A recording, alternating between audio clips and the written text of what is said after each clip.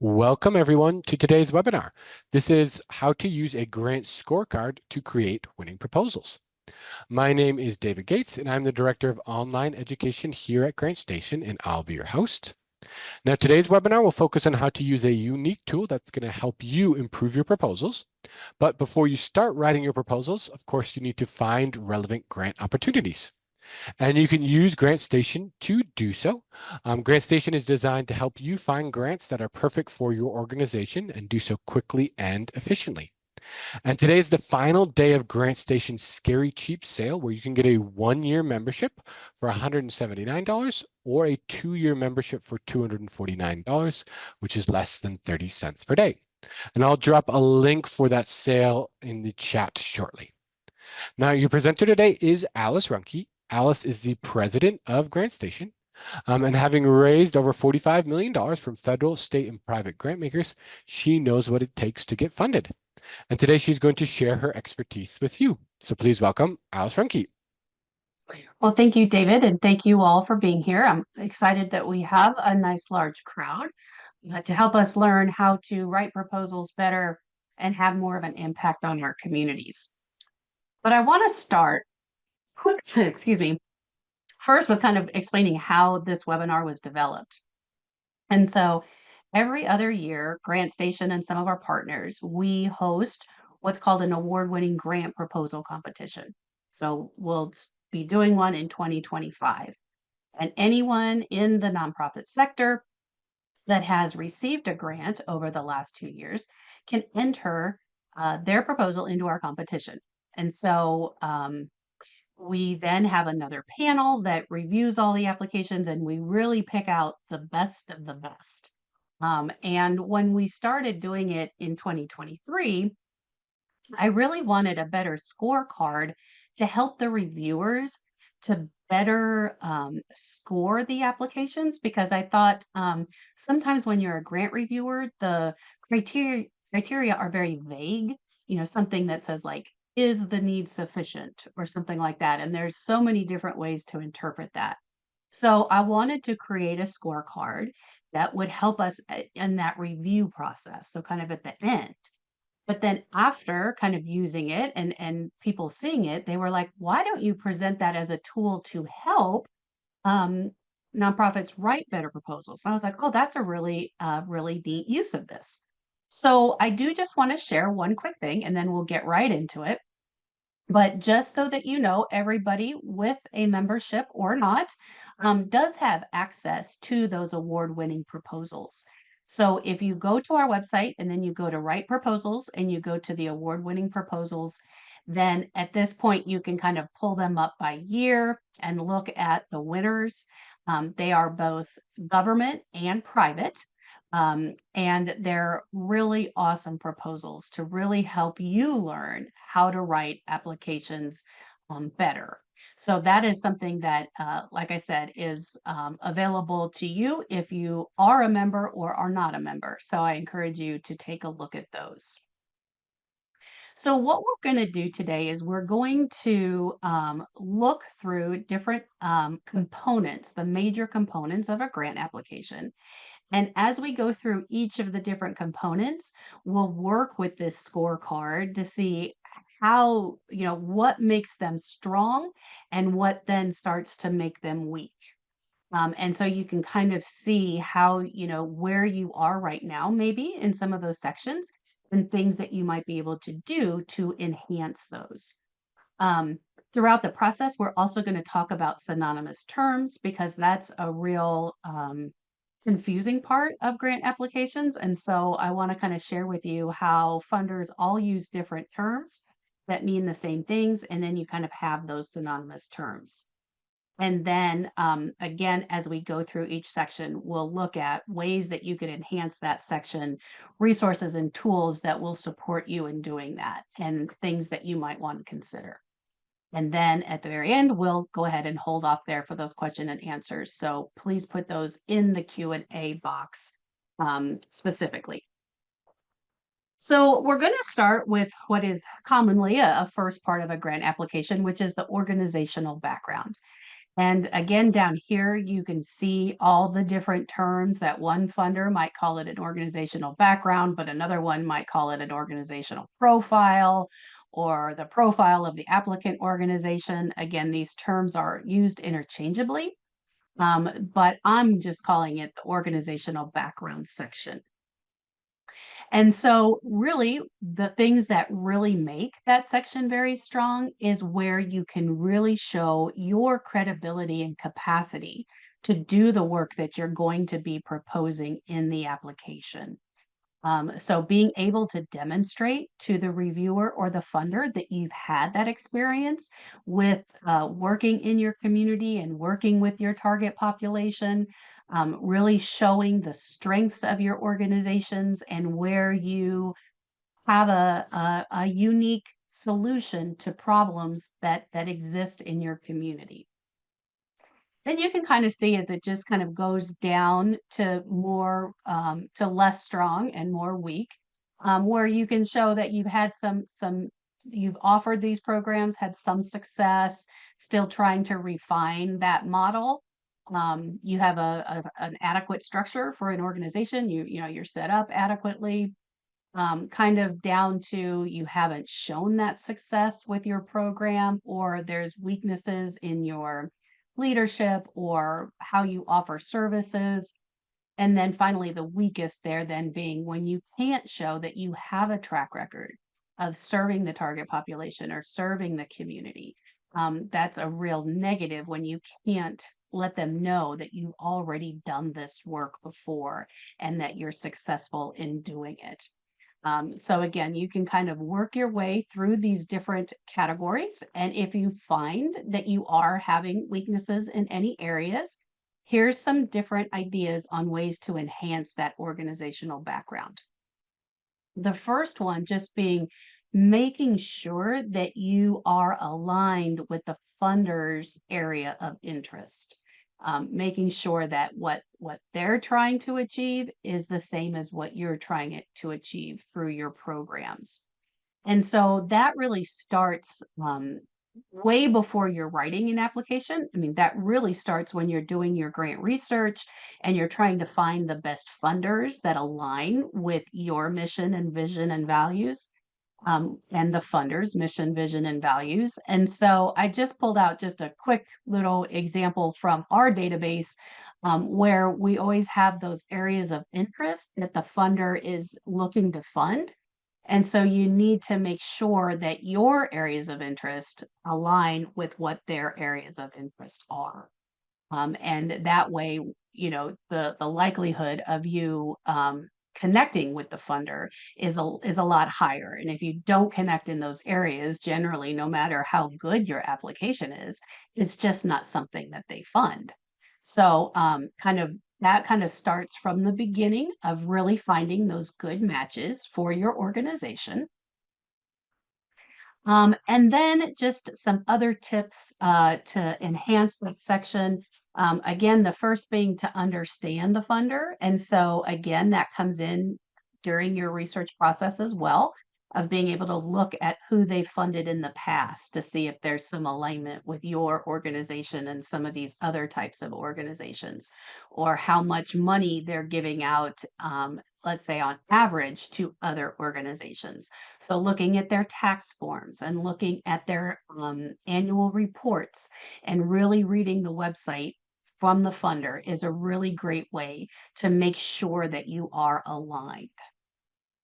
A second way to really enhance that background section is to make sure that you are collecting data on all of your programs and showing the difference that you make in people's lives.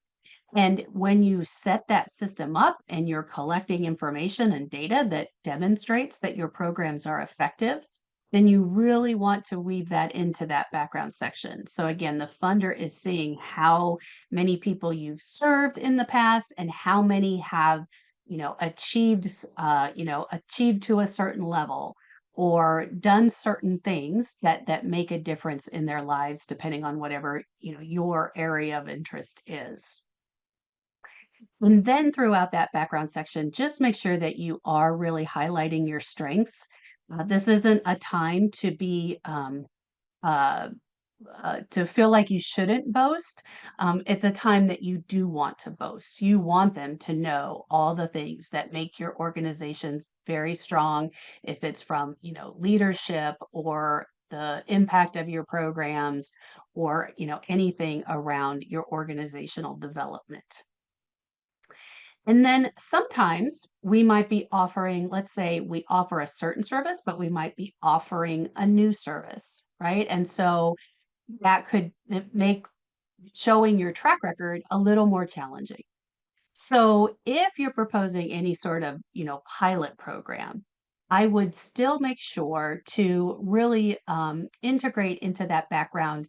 Let's say you're doing a new pilot program, you're offering a new service to your target population, right? Talking about how you served that particular target population in your background section. So at least they're seeing that you have that track record with the target population. Or it could be the flip side, that maybe you're taking one service that you've worked at it with one target population and you want to expand to another target population, right? So then talking about the benefits of, what your programs have achieved with the first target population and how that translates to the new target population would be things that you would want to really enhance. Um, Usually, what you will find is that funders don't like to fund things that you haven't kind of proved with some proof of concept, right? That kind of, if you provide this funding, people will come. We will build this program and it will start. That showing again that you have some of that track record is really important. And even if I've worked with a lot of organizations that were all like volunteer based or had received monies just through donations or fundraisers, and they're just entering into the world of grants. And so I always included, though, the successes of those programs that they've had, that they've been running, even if it's with volunteers, even if it's with private donations, and still showing the impact of those programs when I'm trying to write to get grant funds for the first time. So again, the more that you can kind of show that track record, if even if you've never gotten paid to do it or not, that's things that really enhance that background section and make the funder and the reviewer feel like you are a credible organization, that gets things done. So that kind of ties up some of our background section. Next, moving to the need or the problem statement section. Again, you can see all the synonymous terms where one funder is going to say, give me a situation analysis or a statement of the problem or any of those other terms there.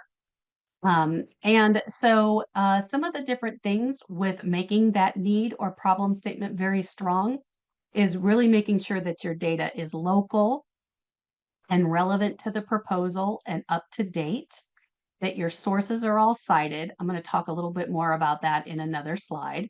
And that you're really presenting it in a way that shows the data that's important, but being able also to write it in a way that also really connects the reader with kind of seeing that problem in human form, right? So you have the data that shows things, but if you can weave in stories or connections that kind of make that data come to life, it really starts to tug on both the minds and the heartstrings of those reviewers and funders and starts to engage them more because they really start to see the problem, if you will.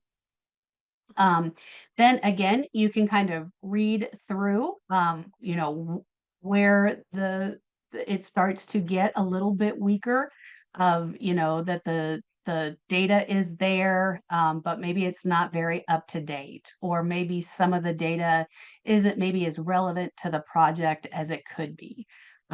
Those sorts of things. To this middle kind of section here of data is not at a local level. It's all national data, but you serve a local area.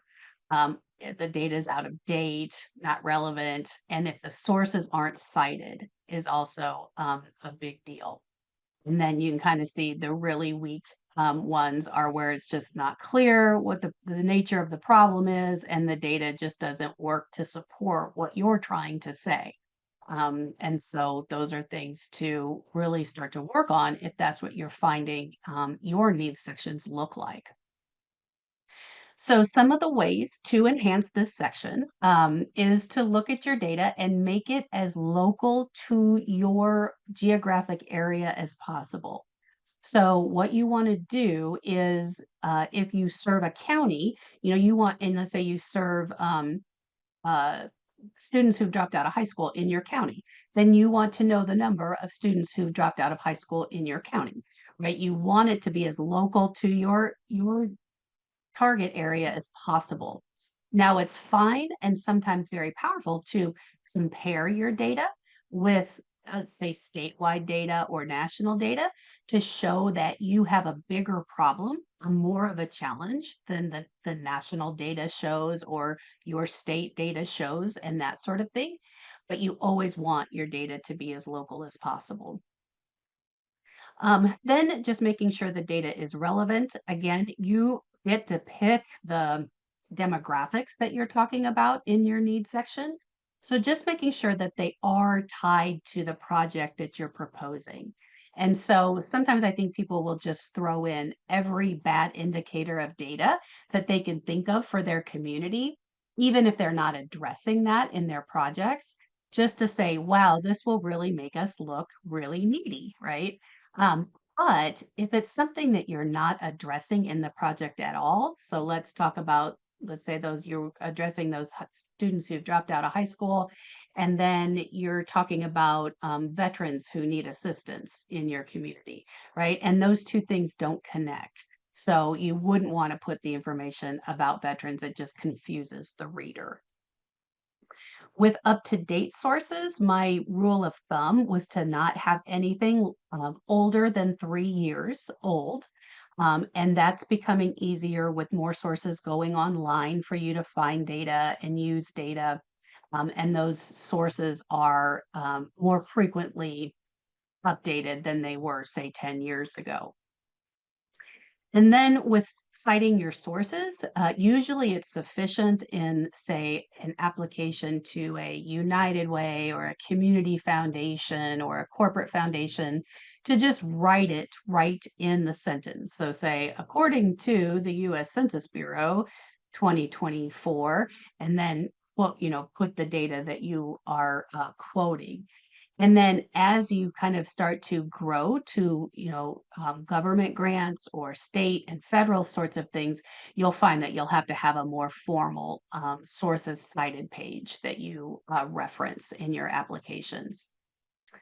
And then finally, visuals. I do like to use visuals whenever, again, it helps me tell the story and it helps me um, communicate to the reader what's going on. And if a visual will help do that, then I'm always, looking to include visuals.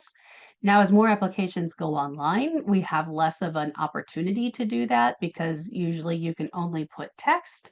But if you're allowed, if you feel like it helps, again, that reviewer see the problem at a glance, then I encourage you to use visuals to show your data. And then also a free resource that we have at Grand Station is our Pathfinder library. And we have some different data sources in there. And we're continuing to always add to that so that you have your data sources right at your fingertips. So you can look in the Pathfinder for data sources.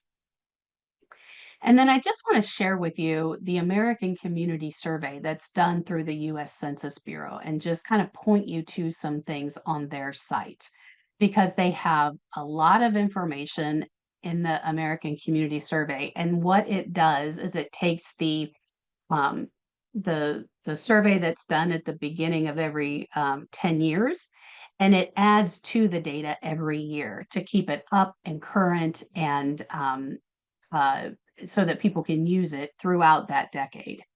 And there's a lot of different, there's, tons of demographics that you can get from the census, age and race and ethnicity and languages and households and incomes and all those sorts of things. There's just a huge amount of data that you can get.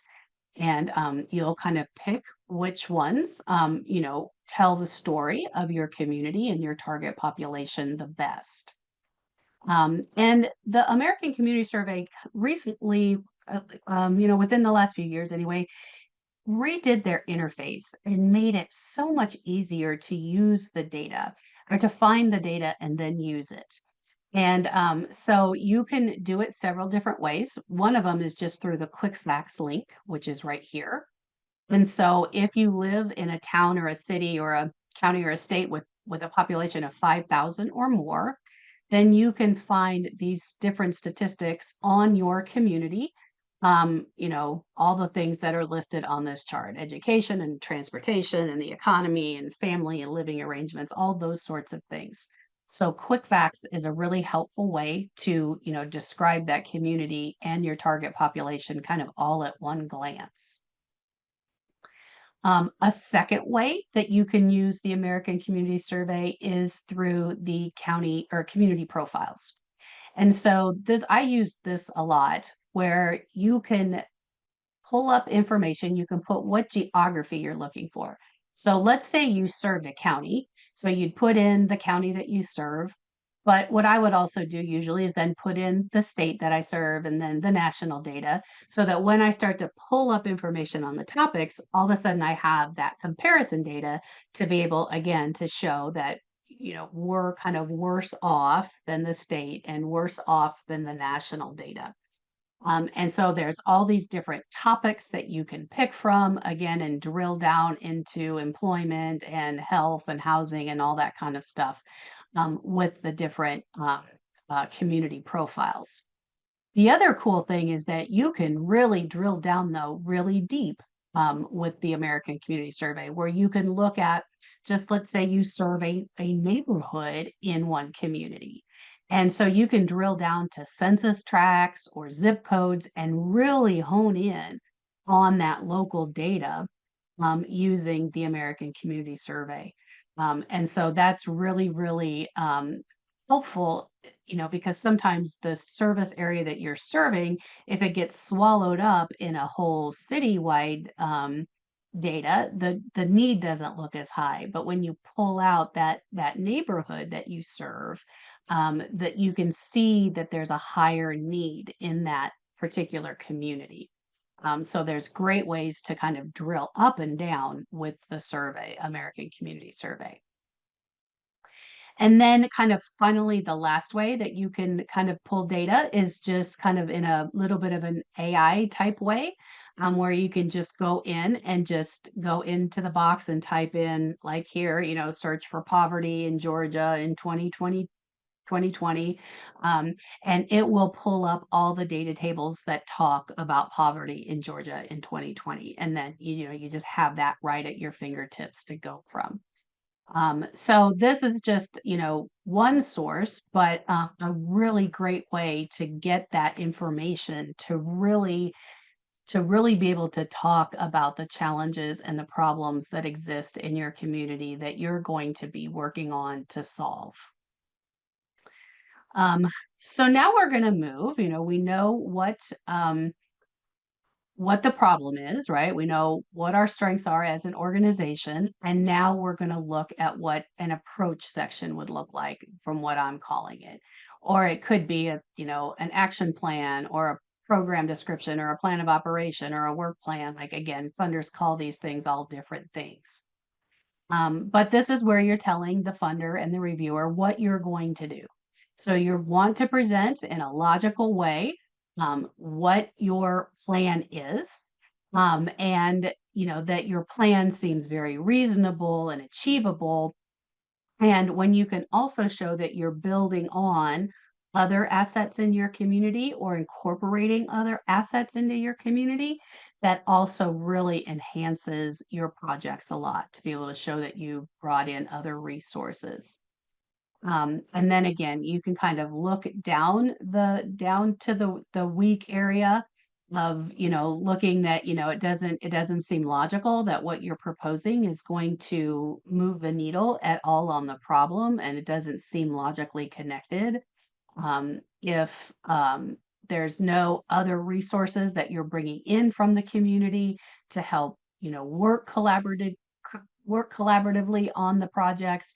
That's a weakness to those projects and that sort of thing. So, there's a lot of ways that you can enhance that approach section. And usually in an approach section, there's more than just you telling what you're going to do. That's part of the approach, but there's a couple of other components of the approach that I'm going to connect with here, and talk about those other sections. The other part is those partnerships, right? And funders really, really value those partnerships. And so usually, again, it can be a separate question, but a lot of times it's kind of under the approach section, or what I'm calling an approach section.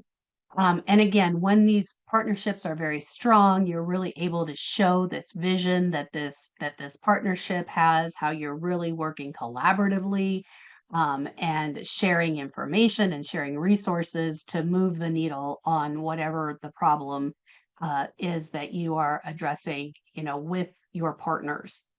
And then again, it just as they kind of get a little worse, where you can kind of see, okay, there's some shared vision, we're sharing some resources, versus, not really sharing resources or sharing information or knowledge. And then kind of the weakest, if you haven't identified any partners, or partners that aren't sufficient to the process, that there's others that you could bring in to have more of an impact, then that's where you kind of see the weaknesses of those partnerships. The third section that is quite often under an approach section is the work plan. And so it might be called a timeline that you either, put yourself into a narrative, or they have their own forms that you fill out, or they might just say, give us a work plan of what you're going to do and that sort of thing. And so again, the reviewers are looking at that work plan. Again, logic is a really good term to use, is the plan well outlined? Can I really see the steps of how you're going to go about achieving, what you're trying to achieve in your project? Does it make sense? Is it logical? Are you able to do it in the time frames that you're suggesting? And sometimes I think we're maybe a little more over ambitious instead of under ambitious, as we're writing our applications. So you do want to make sure that you're being true to what you can really achieve in that time frame, and does that again make sense to the reviewer? When they can't see all the steps and they see gaps in activities, or when they just see that you're not going to meet deadlines, then the work plan is weaker. And then just when you just don't have one, or it's just really sloppy or insufficient or not without the details and that sort of thing, then they just get rated as weaker. So looking at this whole approach, partnerships, timeline kind of things that, again, usually kind of fit together. Ways to improve these sections are really being logical about connecting the pieces, making sure that they make sense, making sure that the things that you're proposing are going to address the root causes of the problems, and making that, really easy to understand line between what the problem is and how you're going to solve it realistically. And then just kind of providing enough detail. I think sometimes people kind of make assumptions that, well, everybody knows what goes on at a food pantry or a domestic violence shelter, or an after school program. And so I don't have to provide a lot of detail. But the reviewers are scoring your applications just based on what you write. So you want to make sure that there's sufficient detail in there, and that you're really outlining step by step how things are going to happen. Being able to demonstrate how your project is kind of weaved into the community, or weaved into problem that you're addressing, that you're working collaboratively with other organizations and um, uh, groups and government agencies and, different constituents to address the issue more holistically, really adds to those partnerships and adds to the impact the program will have and the rating that you will get, the kind of grading, if you will, of your applications. And then just engaging in those meaningful partnerships. They do take time. They're not always easy, but we do want to be working collaboratively with other organizations and sharing those resources, and sharing information, and building off of one another so that we're not duplicating services, so that we're filling in gaps, all those kinds of things, and using what already exists to the best of your abilities. And then the last part to that is about kind of identifying what the partners are bringing to the table. So as you're writing about those partnerships and talking about, your partners, you really want to make sure that you clearly spell out what their role is going to be in the project, what they're going to be doing, anything that they're providing to your project or adding to your project, that you're very clear about what role they're going to have, how they're going to do that, and how you're going to share those resources. Okay, so all three of those were kind of all stuck under our approach. And so now we're going to look at writing goals and objectives. Again, we could be using the terms goals and objectives. I could have transferred these terms and used the terms outcomes and indicators. Sometimes funders will just say, how are you going to define success?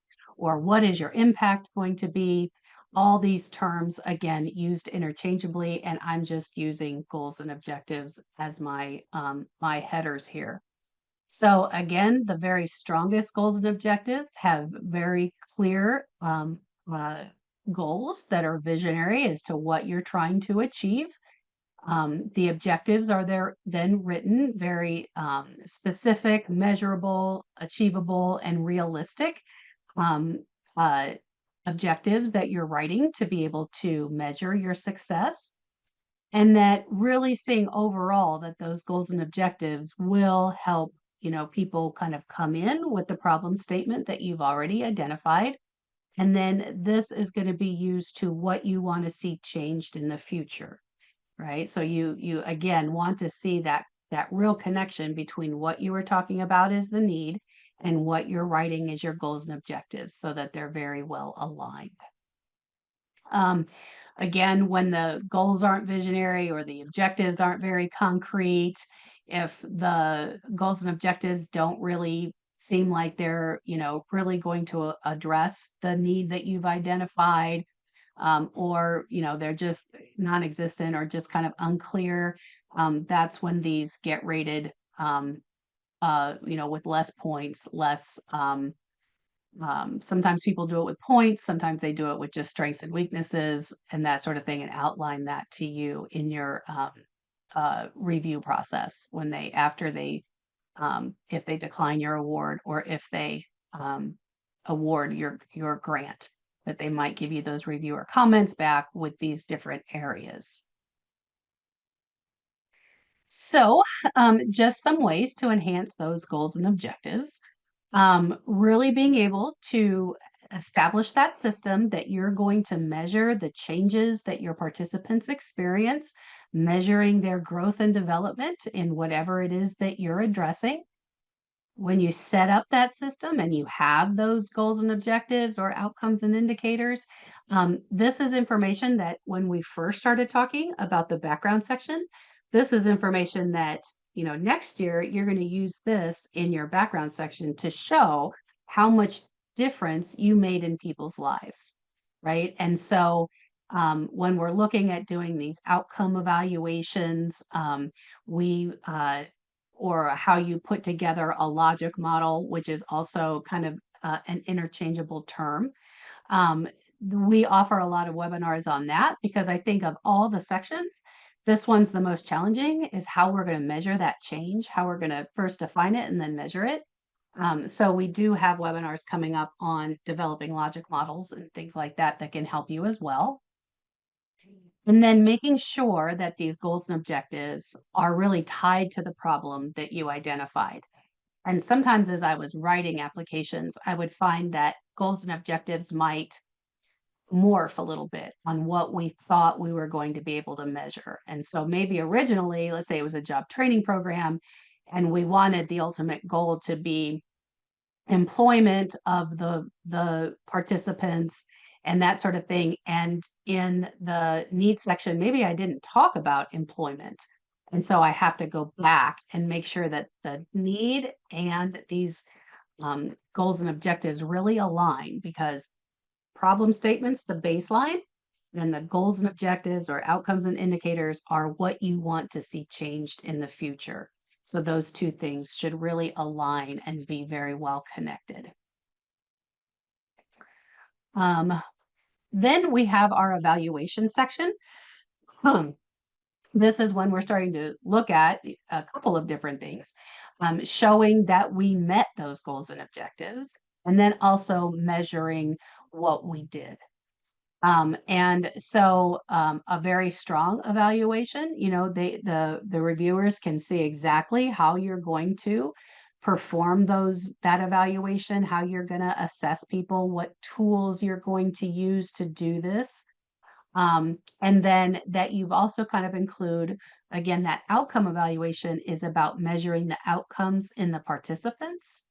And then you might often see the term process evaluation, and that's measuring what you do, measuring your approach, seeing how many people you served, how much service did you provide to participants, what kinds of things did you provide to participants, and kind of counting up what you do. And both of those parts of evaluation, outcome and process, are both really important to help you improve your programs. And then again, you can kind of see where weaknesses, start to creep in, especially when you're not measuring the outcomes of those that you'll serve. That starts to make your applications much weaker.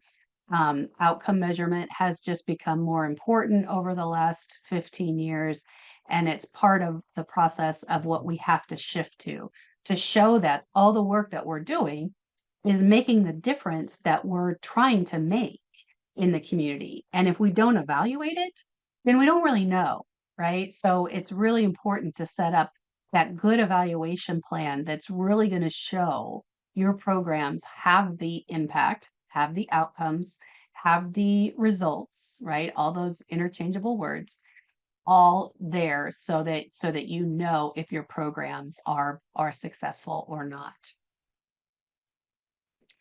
So just some ways to enhance this would be both, that evaluation section and those uh, predominantly the evaluation section is making sure that you do measure the changes in those that you serve. If you haven't started developing an outcome measurement system, it's time to start.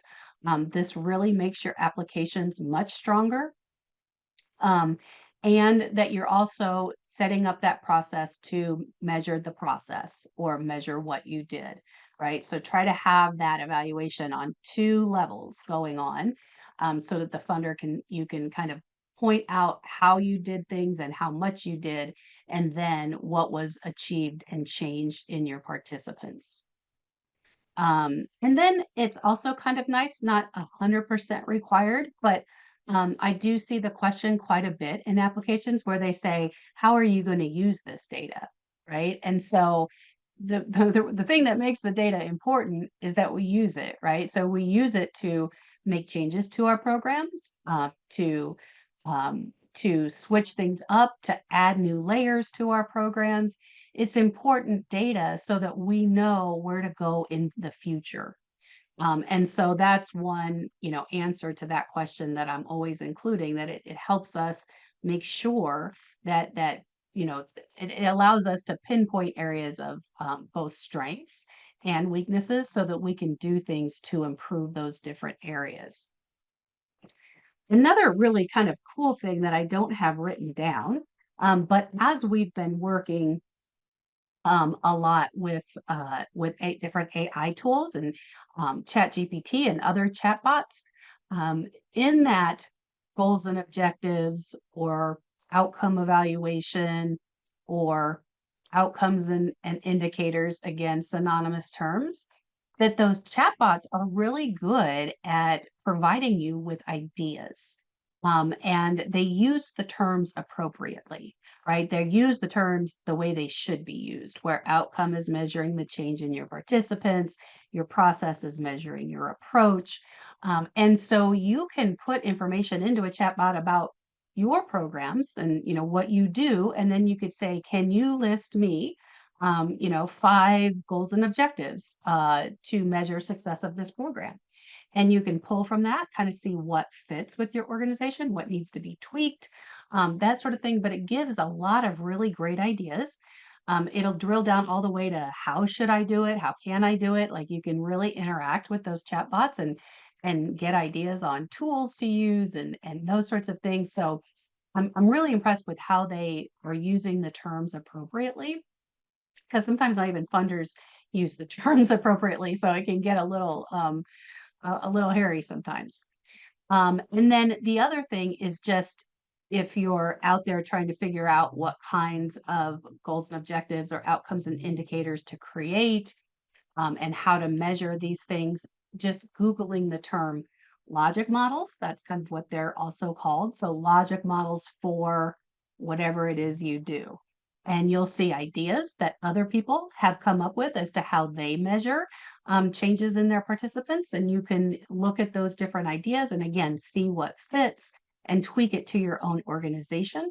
You don't have to start from absolute scratch if you've not done this in the past. And then if you have done it in the past and, just using these other things as, brainstorming tools, through the chat bots or looking at other people's logic models to see if there's a better way to measure your impact and the difference that you make in people's lives. Okay, got just a few more sections and then I'll wrap up for some questions and such. But the budget and the budget narrative. The budget is usually just the budget numbers. The budget narrative then shows how you came up with those numbers. It has the calculations that you use to come up with your final budget numbers. And it does any sort of justification of your costs.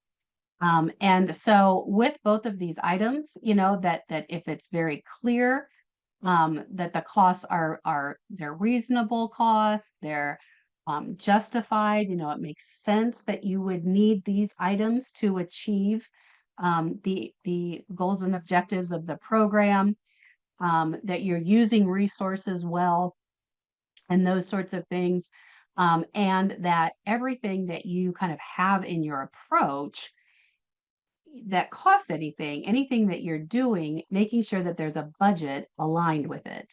And so you want your approach and your budget to be seamless, that the budget's talking about the numbers and the approach is talking about those numbers being used in the community, right? So if you ask for staff members, you want to talk about what those staff members are doing.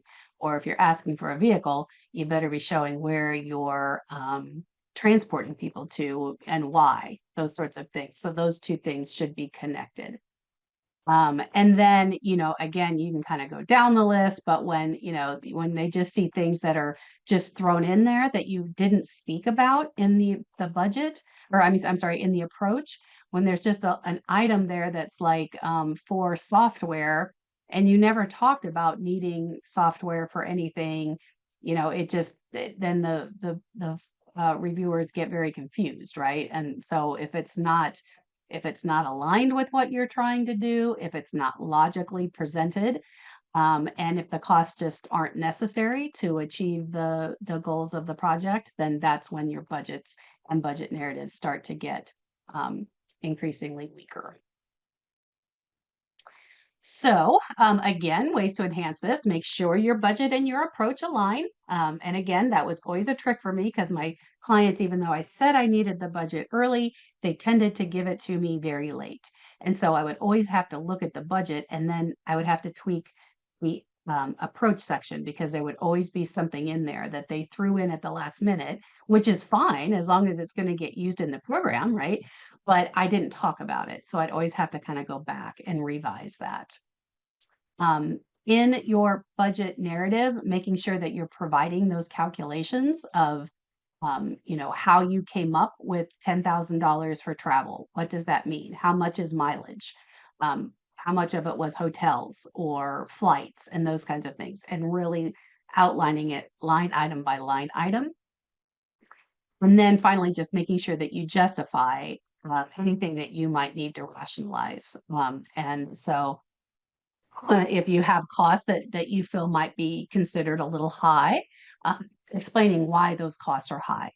If there's anything that, we needed, we need cell phones for our staff because they're out in community and they need that for their own safety, those kinds of things, kind of providing that rationalization for the items in your budget. The last major section that we're going to talk about is sustainability, always kind of the hardest section to write in an application. And what the funder again is looking for, what do you have planned for this program to go on into the future? And the more that you have systems set up or plans made about how that program will continue in the future, the better the better that sustainability plan is, and the more likely that the project will um, rate high in sustainability and funding. Um, and so, but again, I do find that a lot of times the organization I work with, they didn't have a lot of good sustainability plans per project or anything.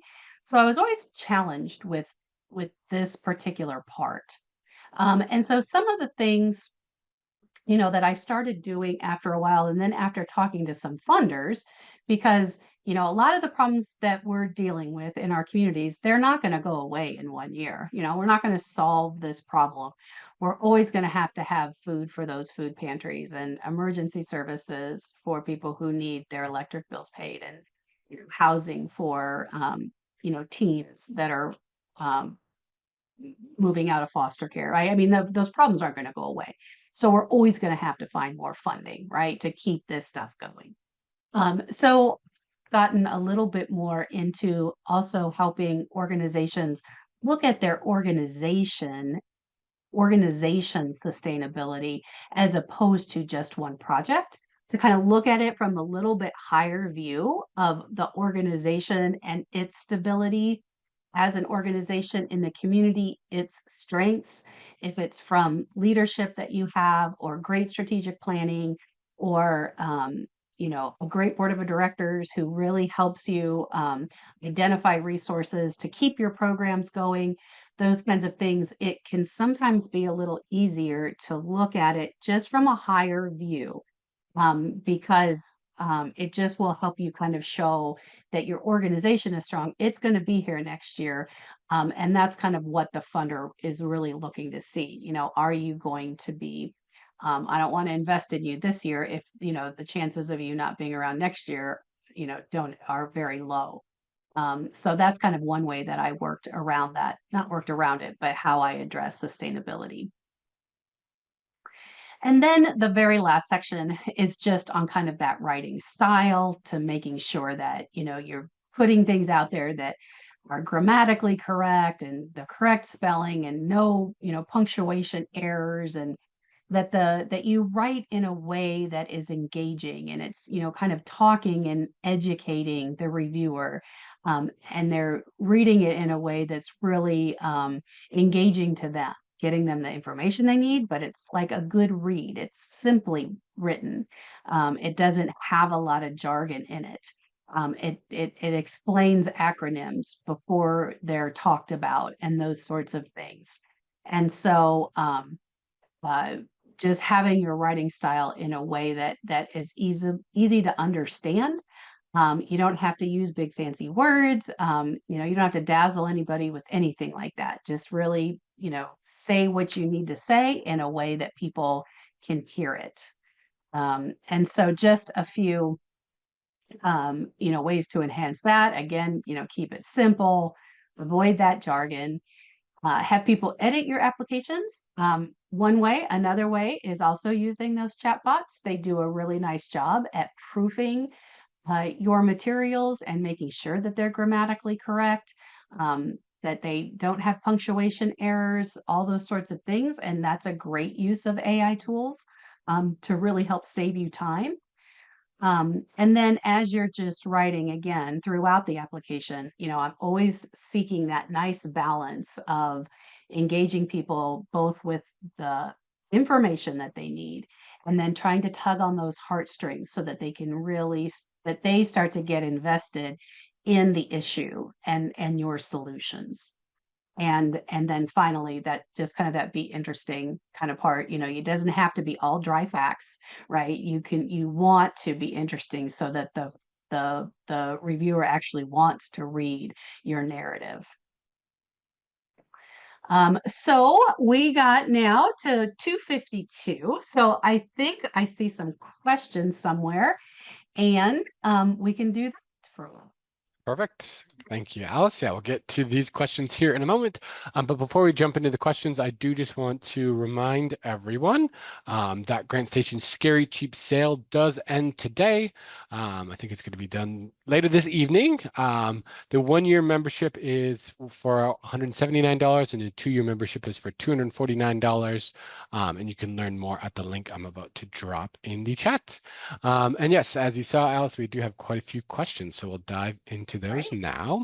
Okay. Donald asked, what makes visuals particularly effective? I think especially when you're providing a lot of data, that visuals and having pie charts or graphs and those kinds of things, that they can just, again, sometimes the reviewer reads information, but when they can see that graph that shows your problems up here and the state's problems down here and the national problems down here, I think it just is a Mhm. a wake up for them to see the data presented in a way that really shows those gaps or the the high need for your projects. And then one other thing that I have done in the past as well, kind of not in the graphs and charts kind of area, but if I did have people who have done work in the past in this area, and they had a great picture of, let's say, all the kids in their coding club, out front of the building that they do their coding in. And you have that great picture of all those kids together or kids working together in a lab, that kind of thing. If again, if I have the room, and then if it's a real picture that's really showing my program in action, and if I'm allowed, then I do use those once in a while just to, again, so that Mhm. they can see how that project kind of is currently operating. So there's, again, a lot of variables if you have the space or not and all that kind of thing, but um, both of those things, the charts and then the actual pictures of actual participants, can be very powerful. But don't Okay. use like stock photos or anything Okay. like that. There That's was one kind of really similar worthless. follow-up question on that where Angela asked for images in the application if we can't upload pictures. So I would imagine if it's one of those online applications, do you recommend putting a Right. link that takes the funder to a file with photos? Um, Usually I would say not, Angela, because usually they're not going to go there if they, unless they ask you, that you have the ability to upload an extra document or something like that. But usually a reviewer is not going to go look at links. It's not done because it's kind of unfair that one person gets taken to this information and other people, don't get that. So usually it's kind of what is submitted. Um, Hmm. so yeah. And Yeah. then again, it is harder with those online applications. It makes me kind of sad as a writer because I like, I think how people see the pictures and the charts and how all that kind of comes together in your writing is important. But now like we're kind of stuck to just words, Yeah. which makes writing in a compelling way even more important. That makes sense. Then Maggie asked, what's the best way to cite sources when given a very limited character amount? Yeah. So you might want to, again, you don't, if you're writing for a foundation and you are just writing it right within the text, you can use, different acronyms like US Census Bureau, instead of United States Census Bureau, those Hmm. kinds of things. Um, and then the other thing that you can do as well using chatbots is to take the text that you have and then put it into a chat GPT and say, reduce this to X amount of characters. And it does a very nice job. It's not perfect. It might be a little bit over, a little bit under, but it will really pull out the most important parts of what you were writing and kind of um, make it more succinct for you so that you're going to hit those character limits. Hmm. So that's one of the best things of ChatGPT and those resources is helping us with those character counts because that's always a challenge. That makes sense. Yep. And then Erica said, what would you recommend for an organization that does not have many strong partnerships? I think I would just start to connect with other agencies, different going to different organizations that maybe work with a lot of organizations. So, like I'm thinking a United Way would work with, depends on the United Way, but 50 different organizations, right? And so maybe getting in some of their networks and some of their, business after hours events and things like that to try to learn about some of those new and different organizations that you haven't been exposed to. That's, kind of one way. And then the other thing is to look at the problem that you're addressing, okay, and really drill down into kind of what the root causes of those problems are. And when you do that, so you know how many people are unemployed, but when you start to look at why are people unemployed, you might find that it's because there's no jobs, or it could be because there's no training for jobs, or it could be because there's no transportation to jobs or no childcare for people with jobs, right? And so let's say your program's going to deal with, you're going to be providing the job training, right? Well, you could partner with three other organizations that, are job creators and the group that does transportation and the group that does childcare. And that way you're all working collaboratively and sharing resources. So that root cause analysis will really help you to be able to identify who to bring into your projects, so that you're using, partners and using the resources in the community to collectively solve some of those issues. Okay, great. Then Jennifer asked, how do you walk the line between visionary goals and being more ambitious than your organization can handle? Yeah, I do think you want to be ambitious, but I think that you want to be realistic because you want it to be achievable, because if it's not achievable, then when you go and write your reports at the end, it's going to look like you didn't achieve, right? Because you were too over the top with it. So I think that you want to make sure that you can achieve it. Um, I wouldn't like go really low and go like, oh, I'm going to totally lowball it so that I really look like I overachieved. I wouldn't do that, but I would really be realistic in what you think is going to happen, um, by numbers of people served, by the outcomes that they achieve. Compare yourself also to other, like organizations. What is their success rate in measuring how many people get jobs or how many high school students who were at risk of dropping out, finished high school, those kinds of things. Look at other standards to kind of see where you might fit in that or whatever to kind of compare yourself as well. That's also a good idea. Great. And then Renee says, any consideration for projects from data weak communities in third world countries? Oh, that's interesting. Yeah, it's a little tougher one. Renee, yeah, it is. Off the top of my head, I don't have anything, but a few years back, I was doing a lot of work through Grant Station actually, with groups in Puerto Rico. And I do remember that we had some really great international, um, we talked about really great international data sources. So let me go ahead and pull those out, and we can send those with the slides and Okay. the handouts. And maybe some of those would be able to kind of help you.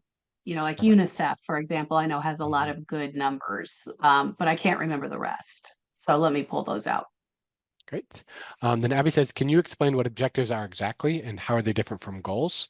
What are specific examples of objectives and how they relate to the overall goal? Yes. So usually goals are kind of more of those visionary statements. Students will um, uh, increase their grade point averages, right? It's just kind of a statement. That's what you're trying to change.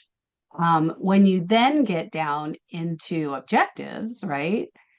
Then you're starting to put measurements around that. So you're trying to say, when you talk about will increase their GPAs, it's like, well, how the objectives would be more about how many do you think will, grow by 1.0? How many will grow by 2.0? And it's, kind of starting to put the specific measurable things that you're going to go collect data on that's going to then show that you met that goal of improving GPAs. And again, if you look at it the same way, you could use goals and objectives. You could also use outcomes and indicators. And then if you go and Google, logic models for the work that you do, you'll find lots of examples as to how people are measuring that, what their overall outcomes are, and then what their indicators are, which is how they'll measure it. And so those those two words trade off. Great. And then I think we have time for one more question from Jennifer. Would it make sense to include how you've used previously collected data from grant evaluations from this funder? If so, where would I use that in an application? So I think maybe they're saying previous data from the project in a new application. Right. I think I would use that generally in your background section, where you're showing that you've, done this project before. This is what you've achieved through those projects before, and that sort of thing. So, in the future, that information would go in your background section. Now, you also might find at the end of the year, the funder says, give me a report that shows all of that, which is kind of a different system than the grant proposal part. But yeah, you would then incorporate it the next year into your background section, showing what you've achieved. Visit GrantStation to see our latest online education offerings in the form of live webinars, interactive workshops, and on-demand learning. GrantStation.com, your fast track to funding and online education.